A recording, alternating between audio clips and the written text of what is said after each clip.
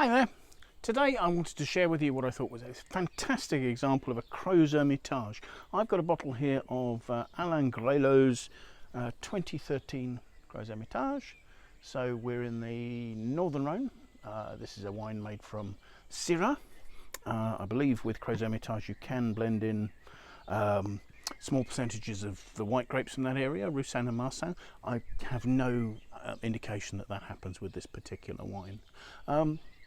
From this region, Alain Graillot, one of the preeminent producers, probably one of the people who's done the most to build the reputation of Crozes Hermitage as a quality wine region, and probably one of the people who really was first to take Crozes Hermitage seriously in its own right. Consistently, his wines are amongst the top in our website of the wines we see as the best from the region and the most popular. Graillot came to Crozes Hermitage in 1985. He'd worked elsewhere in France making wine. I guess at that stage the region probably didn't have a great reputation at all. And he rented some vines, started making wines, and quite soon made a bit of a stir.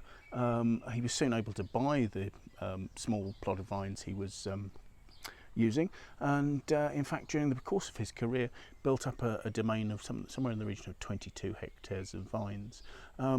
In 2008 he handed that estate over, the management of that estate, day-to-day management, to his sons, Maurice and Antoine. And so this is the wine that would have been made by them. His approach to winemaking actually really quite simple.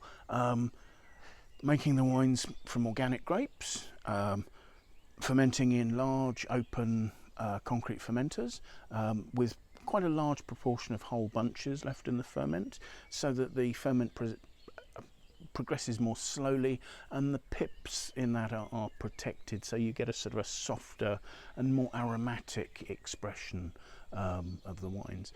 To ensure its purity, my understanding is that those fermentations went on using the natural yeast from the vineyard and the winery.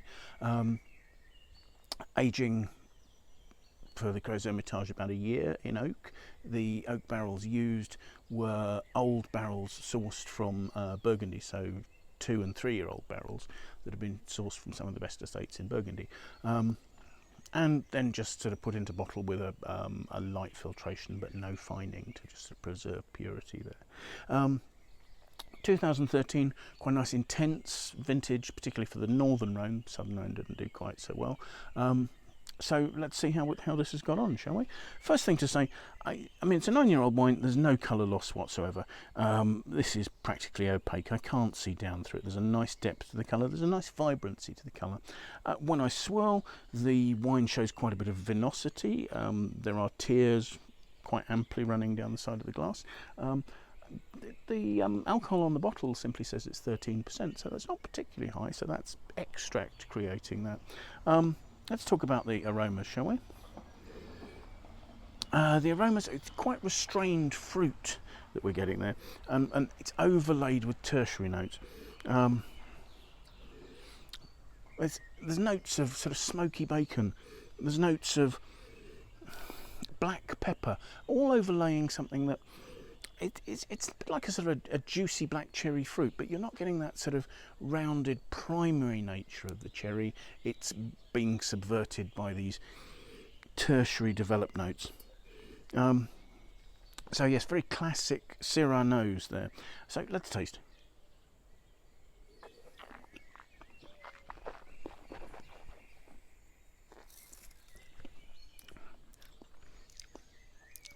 The wine has this sort of peppery note, and the smoky bacon really coming to the fore over those rounded, juicy black fruit there.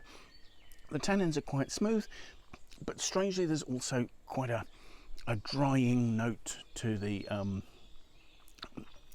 nature of the palate, and that makes me suspect that the sort of the smoky bacon notes and the drying nature would suggest to me there's a slight amount of action of a yeast called Brettanomyces going on there, which, if there's too much of it, can spoil a wine.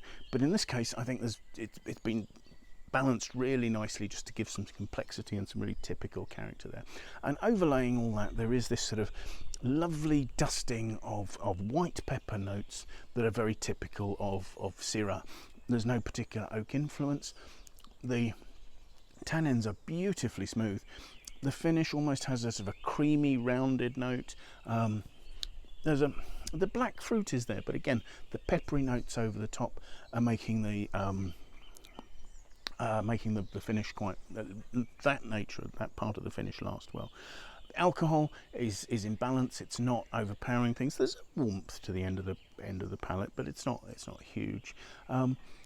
Mid-weight, you know, I can feel the tannins there, but they're not grainy, they're not astringent and drying in that particular way. So yeah, really nice example of Crozes Hermitage, which I think actually often it's some of the best. A good Crozes Hermitage can have some of the best expressions of Syrah, just in terms of its sort of purity. You know, if people are producing high quality Hermitage, often there may be quite a bit of new oak or something like that, and the fruit is sort of being sort of superstar powerful. This is balanced, it's elegant, it's got presence, and it's a really lovely wine. So yeah, Alain Graillot, Crozes Hermitage. Thank you for listening. Hope you found it interesting. Bye now.